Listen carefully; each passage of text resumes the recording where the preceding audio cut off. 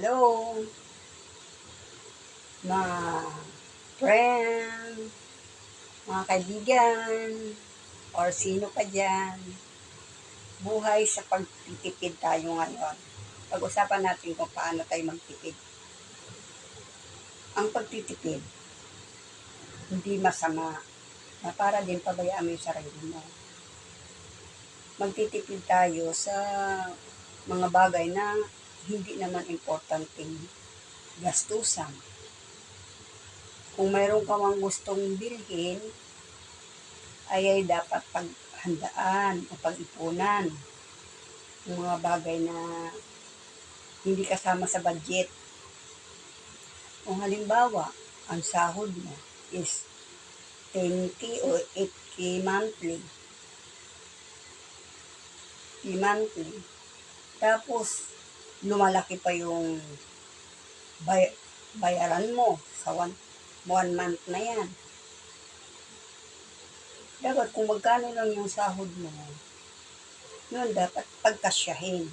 Kung may sobra man, savings, very important din niya talagang mag-ipon kahit pakunti-kunti mag-ipon. Ang pag-iipon, hindi sa pagyayabang or what, kung ano-ano. Ang pag-iipon, pinaghandaan natin yung kinabukasan natin. Kung mapunta sa mabuti, salamat. Kung mapunta din sa masama o sa emergency o ano, hindi naman natin alam kung ang buhay natin sa mundong ito na minsan biglaan na lang emergency o hindi natin naiisip yun, biglang dumarating sa buhay natin, ay meron tayong madudukot. Kailangan talaga natin mag-ipon. Or mga bagay sabihin nila, ay wala akong ipon dahil kunti lang yung sahod ko. Hindi basihan yun. Kung halimbawa, minimum, magkano na ngayon ang minimum? 680. Minimum na yun, 680. Kung gumagastos ka ng mas higit pa sa minimum mo, wala kang may ipon. Kung pagkain mo lang, 3 bisis. 2 bisis ngayon pagkain, hindi abot ang 3. Sa Maynila, 2 bisis lang tayo kumakain sa isang araw. Kasi sa umaga, kape yun. Minsan hindi pa nga nagtitinapay yung nagkakape. Hindi naman yata siguro mauubos ang 680 na yan sa isang araw mo na ikaw lang nag-iisa. Diba? Siguro kung pamilyado ka, kung ikaw lang inaasahan sa pamilya, kulang yan, lalo na pag may mga anak ka. Pero kung sa pagtitipid mo rin, may naitabi pa rin yan kahit may anak ka 2, may maitipid ka pa rin yan. Kasi hindi naman pwede siguro na hindi tayo magsisavings. Kasi ang pagsisavings, sinandaan natin yung kinabukasan natin. Budget talaga, ang hirap talaga. Kailangan talaga din ngayon, mga nanay, tumutulong talaga sa mga obligasyon sa loob ng bahay, mga pangangailangan. Kasi kung aasa lang tayo sa mister, mahirap, lalo ng minimum ang sahod ng mister mo, tapos marami kang mga anak. Kulang talaga. Kailangan talaga mga nanay, umaalalay sa mister natin, sa ating mga mister. Pero ako guys, ako na lang ang inaasahan. Pero,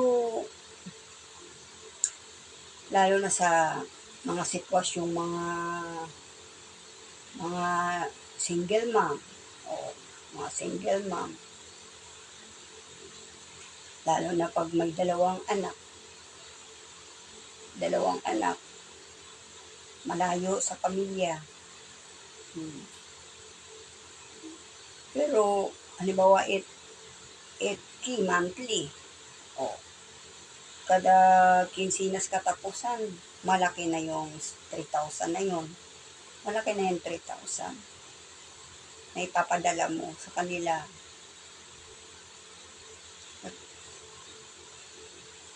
Pagkasyahin talaga natin yung mga bagay-bagay kahit kunti. Kasi karamihan, malaki ang sinasahod, tapos walang naiipon. Inaasahan nila yung, ay, may sasahurin ako ganito. Pag nakasahod, ang iniisip ko agad, may pera nang nasasahod. Pupunta ng shop, pupunta ng mall, titingin-tingin daw, papahangin-hangin, pero hindi maiwasan yun guys na may magustuhan ka, may maibili ka, yung mga bagay na hindi mo inaasahang bilhin mo, tapos budget mo na, pambudget mo na yung hinahawakan mo.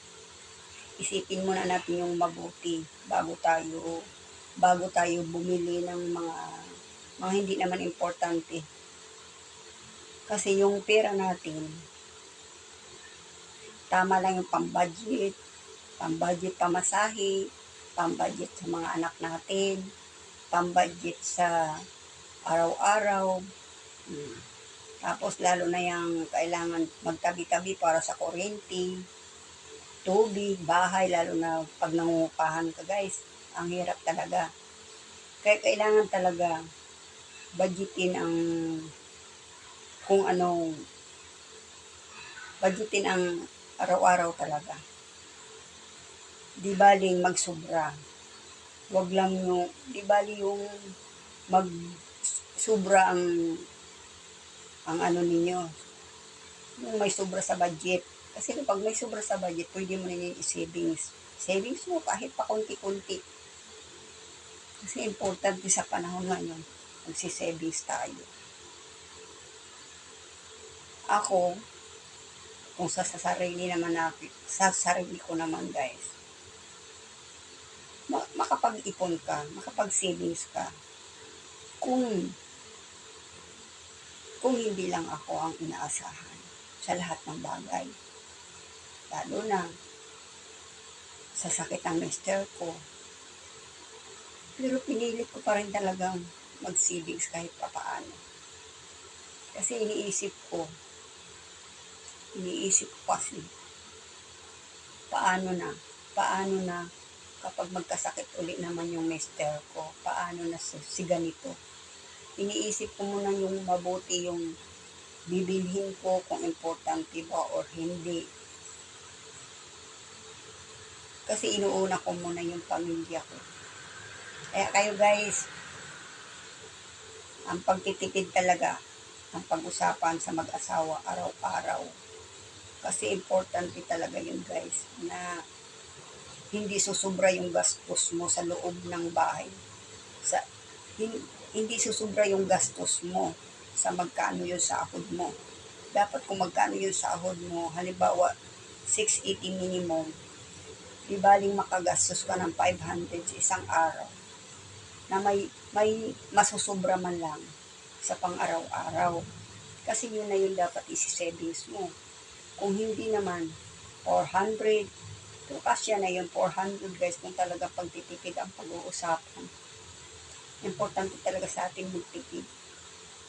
Kasi hindi natin alam yung bukas, sa pangalawang bukas, or araw-araw. Kasama natin yun sa buhay guys.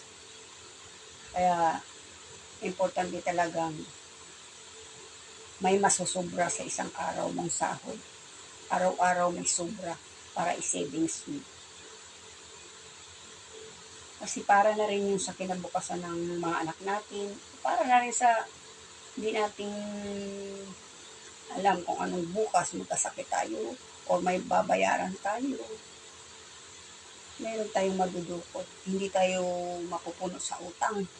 Kapag nangungutang tayo, wala tayong inaasahan ang bayad guys. Hindi na tayo papautangin. Pero kung ikaw may aasahan kang ibabayad, yung nagpapautang, kahit wala ka pang sahod, papautangin ka na dahil maganda ka magbayad. Kaya, ingatan din natin ang puro utang-utang tayo na wala namang importanteng utang. Pag oras na importante na, wala nang magpapautang sa'yo. Pero kung kaya naman bayaran, malaki naman sahod mo, may savings ka, pwede naman yun, depende naman yun. Kasi karamihan kasi nakikita ko, karamihan lang guys, ang nakikita ko sa ngayon, kung magkano yung sahod nila sa isang araw, buhos-buhos, bili ng alak, magsusugal, yun hindi yun importante sa araw-araw. Kung magsugal, hindi talaga yun kahit pa magsugal. Dahil ang pagsusugal talaga ay yung sagabal sa buhay, yung pagsusugal, pagbibisyo mo. Dahil dapat inuuna mo yung pamilya mo, mga anak mo. Hindi na natutok na magsinungaling dahil mayroon ka ng bisyo eh. Kaya tayo magiging tapat, mag-asawa, magiging tapat bawat isa. Dahil mahalaga yun sa pagsasama ng mag-asawa. Kung merong hindi pinagkakasunduan talaga, ayun ay dapat talagang pag-usapan para maging maayos yung buhay. Kasi karamihan ngayon, mag-asawa, hindi nagkakaintindihan sila. Mataas ang pride, bawat isa sa kanila. Nagkakahiwalayan. Alam niyo kung sino apektado, mga anak ang apektado.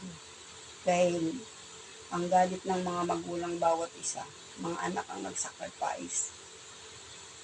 Kaya, ang mga pagtitipid talaga, tayong babae talaga mismo, tayo talaga ang babae mismo ang magtitipid. Dahil yung lalaki, yun yung nagtatrabaho. Kung may trabaho din tayong babae, pag-usapan pa rin yung mga bagay-bagay na bilhin. Kasi parehas kayo may mga trabaho. Kailangan pa rin yung pag-usapan.